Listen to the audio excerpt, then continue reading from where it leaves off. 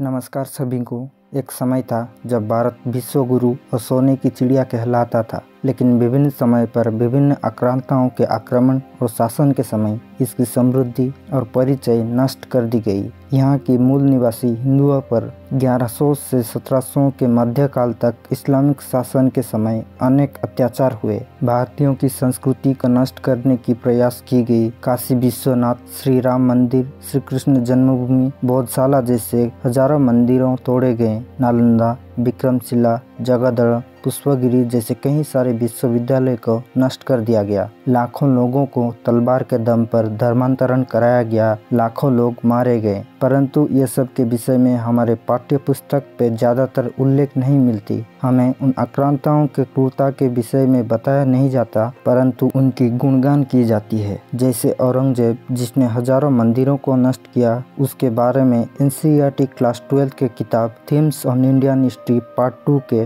234 page में उल्लेख किया गया था कि औरंगजेब मंदिरों को ध्वस्त करने के बाद अनेक मंदिरों को बनवाया था। लेकिन जब 3 सितंबर 2020 को RTI फाइल की गई और रिपोर्ट मांगी गई कि औरंगजेब कितने मंदिर को बनवाया था, तब NCERT साफ साफ कह दी कि उनके पास कोई भी दस्तावेज नहीं है। हालांकि इस चैप्टर को हाल ही में बुक से डिलीट कर दी गई है। यह है हमारी शिक्षा पद्धति, जहां बिना सबूत के इतिहास लिख दी जाती है और उन आक्रांताओं को महान बताया जाता है। हमारे देश, हमारे समृद्धशाली शासकों, हमारे संस्कृति, परंपरा, कलाकृति का गौरवशाली इतिहास तो है, परंतु हमें पढ़ाए जाने वाले किताबों के पन्नों पे नहीं। इसी तरीके से हिंदुओं पर हुए अत्याचार को इतिहास के पन्नों से मिटा दी गई है, लेकिन ये इतिहास से मिट नहीं सकती। चलिए इस वीडियो में हम जानेंगे इस्लामिक शासन के समय भारतीयों की परिस्थिति कैसी थी, कैसे हमारे संस्कृति को उनके द्वारा नष्ट करने की कोशिश की गई।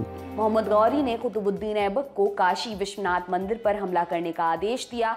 1669 में औरंगजेब ने सभी मंदिरों और पाठशालाओं को तोड़ने का फरमान दिया कि हमारे देश की बड़ी बड़ी मस्जिदों के नीचे सैकड़ों और हजारों मंदिरों की तबाही की कहानियां दबी हुई हैं, दफन है। ये वो कहानियां हैं जो हमारे देश के इतिहासकारों ने और सरकारों ने कभी भी हम तक पहुंचने नहीं दी। और सभी बड़े मंदिर, खास तौर पर उत्तर भारत के मंदिर तोड़े गए। Everything India lost its soul and Nalanda was destroyed. Great and valuable books were there. All of them were completely destroyed by the people. Archaeological proof is there.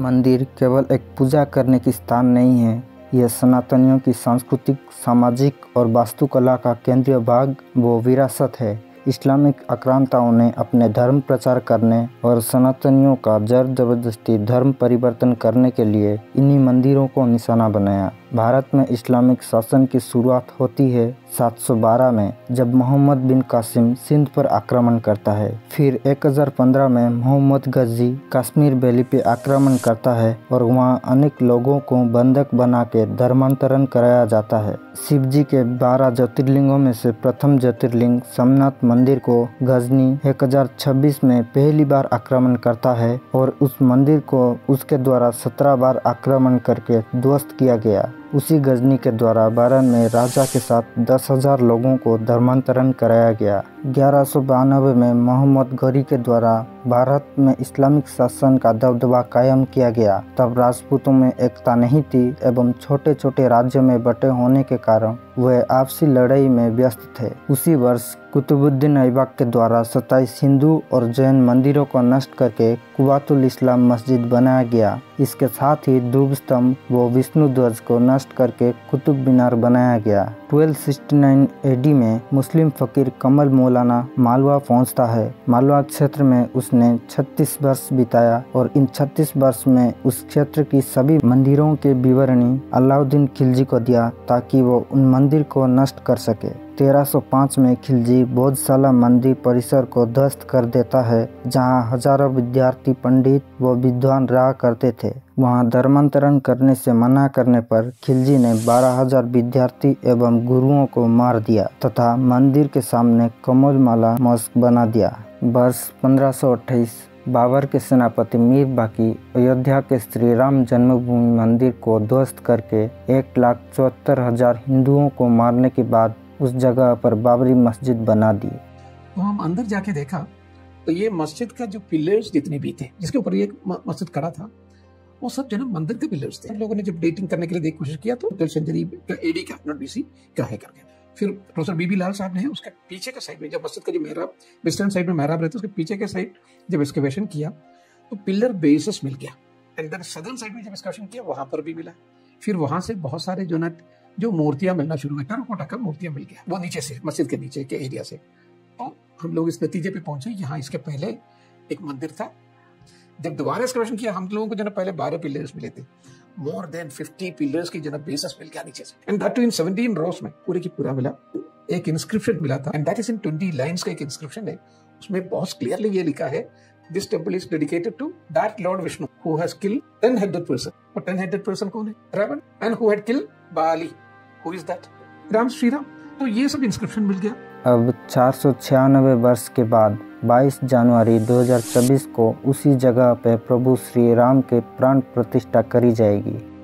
The great कहा जाने वाला अकबर 1556 को पानीपत के द्वितीय युद्ध में हेमू को मार के गाजी की उपाधि ली। 1568 में चित्तौड़ जीतने के बाद महल के 30,000 हिंदू नागरिकों को मार दी। औरंगजेब सबसे क्रूर इस्लामिक शासकों में से एक था। उसने वर्ष 1664 में वर्तमान तक अस्तित्व में रहा विश्व का सबसे प्राचीन शहर वाराणसी के काशी विश्वनाथ मंदिर पर आक्रमण किया, परंतु उसे नागा साधुओं से सामना करना पड़ा। औरंगजेब और नागा साधुओं के युद्ध में औरंगजेब की हार हुई एवं 40,000 नागा साधुओं ने बलिदान हो गए एवं मंदिर को आक्रांताओं से सुरक्षित रखे। ये सब उल्लेख है जेम्स जी लेचफील्ड के किताब the illustrated encyclopedia of Hinduism में बैटल ऑफ ज्ञानवापी के टाइटल के साथ, एवं जादूनाथ सरकार की किताब ए हिस्ट्री ऑफ दशनामी नागा सन्यासीस में। 4 वर्ष बाद औरंगजेब 1669 को दोबारा आक्रमण करके मंदिर को ध्वस्त कर दिया और वहाँ ज्ञानवापी मस्क बना दिया। श्री कृष्ण जन्मभूमि मंदिर, जिसे 1018 में मोहम्मद गजनबी और 16वीं सदी में सिकंदर लोदी ने भी आक्रमण किया था, उसे वर्ष 1670 में औरंगजेब ने शाही ईदगाह मस्जिद में बदल दिया तथा मंदिर के मूर्तियों को आगरा के जमा मस्जिद के सीढ़ियों के नीचे रख दी। इतिहासकार अब्राहम एर्ली अपने किताब emperor of peacock throne the saga of the great Mughals में उल्लेख करते हैं कि इस तरह से औरंगजेब उज्जैन क्षेत्र की सारे मंदिरों तथा राजस्थान के 300 मंदिरों को ध्वस्त कर दिया। प्रोफेसर डेविड एलोन अपने किताब studies in Islamic history and civilisation में उल्लेख करते हैं कि इस तरीके से औरंगजेब हिंदुओं को जोर जबरदस्ती धर्मांतरण कराया। औरंगजेब की धर्मांतरण के विषय में राजस्थान के बीकानेर संग्रहालय में एक दस्तावेज रखी गई है, जहां उसने 7 अप्रैल 1685 को घोषणा करता है कि हिंदुओं अगर इस्लाम अपनाएंगे तो प्रति पुरुष 4 रुपया और प्रति महिला 2 रुपया पुरस्कार दिया जाएगा। 17वीं सदी के अंत में उसके द्वारा पूर्ण तरीके से शरिया कानून लागू कर दिया। सनातनियों को सुरक्षा देने के नाम पे जिजिया टैक्स लागू किया गया, जिसे हर सनातनियों को देना पड़ता था, लेकिन मुसलमानों को नहीं। धर्मांतरण करने से मना करने पर उसके द्वारा सिखों के 9वें गुरु तेग बहादुर के सर काट दिया गया। 1658 में विजय टेम्पल को ध्वस्त करके मंदिर के अवशेष से ही बीजमंडल मस्क बना दिया गया। टीपू सुल्तान, जिसे हमारे पाठ्य पुस्तक में द टाइगर ऑफ मैसूर बताया जाता है, उसने 14 दिसंबर 1788 को उसके सेनापति को एक लेटर लिख के बताता है, मैं 2 लोगों के साथ मीर हुसैन अली को भेज रहा हूँ, वहाँ सभी 5000 हिंदुओं को मार दो और 20 साल से छोटे लोगों को जेल में डाल दो। और इतिहास की किताबों में टीपू सुल्तान को एक ऐसा शासक बताया जाता है जो अंग्रेजों से लड़ते हुए युद्ध के मैदान में शहीद हो गया था। कई दरबारी इतिहासकार तो टीपू सुल्तान को मैसूर का शेर कहते हैं, लेकिन टीपू सुल्तान को लेकर यही इतिहासकार कई बातें छिपा जाते हैं। मेलकोटे गांव में आज से करीब 200 साल पहले दिवाली के दिन टीपू सुल्तान के आदेश पर 800 हिंदुओं का नरसंहार किया गया था। इतिहासकार एलम किलम कुंजन पिल्लाई बताते हैं, जब 1789 में टीपू सुल्तान 60,000 आर्मी के साथ काजीकोट तरफ बढ़ता है और वहां की फोर्ट को ध्वस्त कर देता है। 7,000 ब्राह्मण में से 2,000 ब्राह्मण घरों को ध्वस्त कर दिया एवं उसने स्त्री और बच्चों को भी नहीं छोड़ा। इतिहासकार सीताराम गोयल 1990 में अपने पुस्तक Hindu temples what happened to them पर 1800 से अधिक मस्जिद की उल्लेख करते हैं जो हिंदू मंदिर के ऊपर बनाया गया है। गुरुकुल व सनातन शिक्षा पद्धति सनातन संस्कृति की एक महत्वपूर्ण भाग है। The end of Buddhist monk से नामित एक पटचित्र है जिसपे बख्तियार खिलजी के द्वारा नालंदा विश्वविद्यालय को ध्वस्त किया हुआ दिखाया गया है। नालंदा में लगभग 90 लाख के ऊपर पुस्तकें और 10,000 से ज्यादा विद्यार्थी थे। इन घटनाओं का उल्लेख मिनाजी सिराज जुजानी के किताब तबक़ात नासिरी में है। उस विश्वविद्यालय की पुस्तकें को जला दी गई जो 3 महीने तक जलती रही। बख्तियार खिलजी के द्वारा 1193 में नालंदा विश्वविद्यालय, विक्रमशिला विश्वविद्यालय, पुष्पगिरी विश्वविद्यालय एवं 1197 में अदंतपुरी विश्वविद्यालय को ध्वस्त करा गया। दुख की बात यह है कि जिस बख्तियार खिलजी ने नालंदा को ध्वस्त किया, उस नालंदा की अवशेष से 45 किलोमीटर दूरी पर बख्तियार खिलजी के नाम पे बख्तियारपुर शहर बसाया गया है। इस्लामिक शासन के समय सनातनियों के ऊपर अनेक अत्याचार एवं नरसंहार हुए जिसका हमारे पाठ्यपुस्तक में उल्लेख नहीं है। इतिहासकार KS. Lal theory and practice of Muslim state in India में बताते हैं 1000 से 1500 के बीच भारत की जनसंख्या 2 करोड़ से 1 करोड़ 70 लाख पहुँच गई, यानी कि 30 लाख की कमी। आज के समय भी 700 से अधिक जगह के नाम उन्हीं मुगलों के नाम पे रखी गई है। दिल्ली में ही उनके नाम पर तुगलक रोड, अकबर रोड, औरंगजेब लेन, हुमायूं रोड, शाहजहां रोड है। यूपी में कई जगहों के नाम बदलने की शुरुआत भी हो चुकी है, जैसे इलाहाबाद से प्रयागराज, मुगल सराय जंक्शन से पंडित दीनदयाल उपाध्याय जंक्शन करना। इस्लामिक आक्रांताओं के कारण हमारे संस्कृति में अनेक मिलावट हुए। हिंदुओं ने नॉनवेज खाना शुरू कर दिया। तुगलक शासन के समय दास प्रथा 2 लाख तक पहुंच गया। नॉन मुस्लिम पूजा करने के लिए नया स्थान का निर्माण नहीं कर सकते थे, ना ही तोड़े गए मंदिरों को पुनर्निर्माण कर सकते थे। सभी हिंदुओं को फर्ज किया जाता था कि वो अपने घर में मुस्लिम ट्रैवलर्स को शरण दे। M.K. खान अपनी किताब इस्लामिक जिहाद ए लेगेसी ऑफ फर्स्ट कन्वर्जन में उल्लेख करते हैं कि जब मोइनुद्दीन चिश्ती अजमेर के अन्ना सागर लेक के पास पहुंचता है और वहां मंदिरों को देख के कसम खाता है कि अल्लाह और प्रोफेट की मदद से वो इन सभी को मिट्टी में मिला देगा। उसने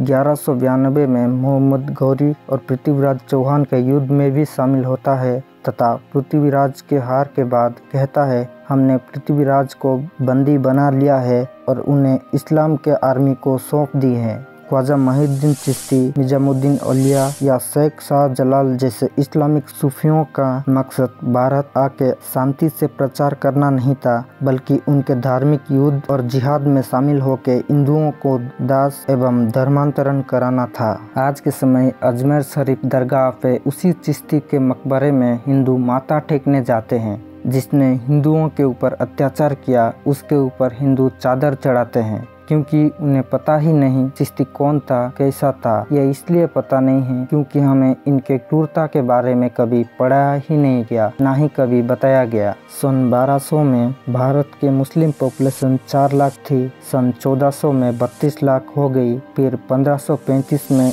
1 करोड़ 28 लाख होके सन 1800 आते आते मुगल काल के अंत के समय 1858 में भारत की जनसंख्या में से 1/4 भाग मुस्लिम हो चुके थे। हमारी सनातन संस्कृति में हस्तक्षेप केवल इस्लामिक शासकों ने नहीं किया, परंतु अंग्रेजों ने भी हमें तोड़ने में कोई कसर नहीं छोड़ी। उसके विषय में जानेंगे द्वितीय भाग में। यहाँ तक बने रहने के लिए आपका बहुत बहुत धन्यवाद।